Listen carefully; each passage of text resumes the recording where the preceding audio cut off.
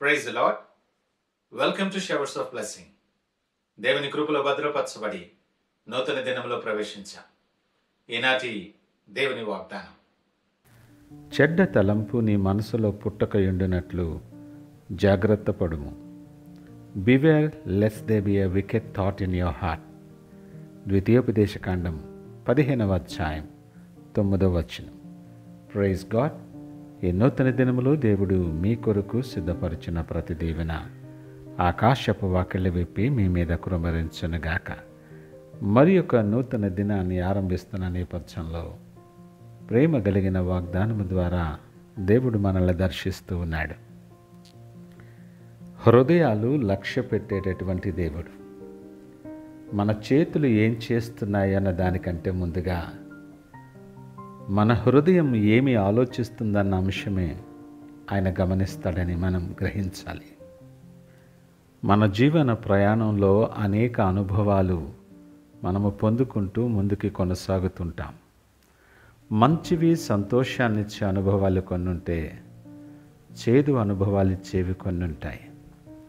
నీకు నష్టం కలిగించేవి, నిన్ను బాధ పెట్టేవి, గాయం కలిగించేటటువంటి అనుభవాలు కలిగినప్పుడు, వాటి నుండి దాటి వస్తూ ఉన్నప్పుడు మనసంతా వికలమై ఏదో ఒకటి చెయ్యాలి, ఇంత నా పరిస్థితి ఇలాగ ఉండటానికి కారణమైన వారిని నేను విడిచిపెట్టకూడదు అన్నటువంటి ఆ భావన మనసులో రగులుతూ ఉన్నప్పుడు ఏదో చెడు చేయాలని ఆలోచన చేస్తాం.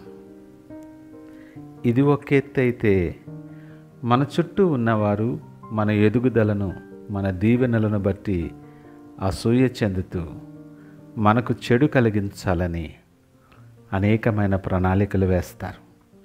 అది వ్యక్తిగతంగా కావచ్చు, కుటుంబానికి కావచ్చు, సంఘానికి కావచ్చు. సాతాను ప్రేరేపణకు లోనై సాతానుకు బందీలైనటువంటి రీతిలో ఈ ప్రకారమైన ఆలోచనలు చేయటం కూడా మనము గమనిస్తాం. ఈ నూతన దినాన్ని అనుగ్రహించిన దేవుడు మన హృదయము ఎలాగూ ఉందో పరీక్షిస్తున్నాడు. మనం ఎవరికైనా సహాయం చేసే ముందు లెక్కలు వేస్తున్నామేమో, వారు తిరిగి ఇస్తారా లేదా అని చూసి మన ఇవ్వటానికి, సహాయం చేయటానికి వెనకడు వేస్తున్నామేమో. మనము క్రియ చేసేదానికంటే ముందు నీ ఆలోచన ఏ ప్రకారముగా ఉన్నదాన్ని దేవుడు పరిగణలోనికి తీసుకుంటాడని మనం గ్రహించాలి. ఈ మాటలు వింటున్న ప్రియ దేవుని జనాంగమా, నీవు నీ ఆలోచనలు ఏ ప్రకారముగా ఉన్నాయి? హృదయ రహస్యాలు ఎరిగినటువంటి దేవుడివి. ఆయన దగ్గర మనం ఏమీ దాచలేం. ఈ మాట మనం గమనించాలి. చెడ్డ తలంపు నీ మనసులో రాకుండా జాగ్రత్త పడాలి. నీవు దేవుని వాక్యానికి లోనై విధేయత కలిగి విశ్వాసముతో ఆయన మీద ఆనుకొని నడుస్తూ ఉన్నప్పుడు నీ ఆలోచనలు, నీ అడుగులు, నీ మార్గాలు ఆయన వశములో ఉన్నప్పుడు నీ మార్గాలు, నీ తలంపులు యథార్థముగా ఉంటాయి. ఎప్పుడైతే దేవునికి దూరస్థుడమైపోతామో, ఈ లోకము వైపు పరుగులెత్తటానికి ఇష్టపడతామో, అనేకమైనటువంటి భావాలు, అసూయ ఇవన్నీ మన మనసులోనికి వచ్చినప్పుడు నీ తలంపులు మంచిగా ఉండవు. కేవలము మన స్వబుద్ధి ద్వారా పుట్టినటువంటివి మాత్రమే కాదు, నీ చెవులు నింపటానికి అనేక మంది నీ చెప్పుడు మాటలు వినేటటువంటి ఆ బలహీనత ఉన్నప్పుడు, నీ మనసు ఇంతవరకు ఉన్న ప్రేమ, ఇంతవరకు ఉన్న ఆలోచన, ఇంతవరకు ఉన్న భక్తి, విధేయత అవన్నీ కూడా కొంచెం బలహీనపడతాయి. మన సహవాసంలో, కుటుంబాల్లో వీళ్ళు మంచోళ్ళు కాదు, వీరు సరైన వాళ్ళు కాదు అని ఎవరైనా చెప్పినప్పుడు చాలా సులభంగా నమ్మేస్తాం. లేదా దేవుని గురించి మాటలు చెప్పబడినప్పుడు, నీ సహవాసం గురించి మాటలు చెప్పబడినప్పుడు, చెడు మాటలు చెప్పబడినప్పుడు చాలా సులభంగా నమ్మేస్తాం. అది మన బలహీనత.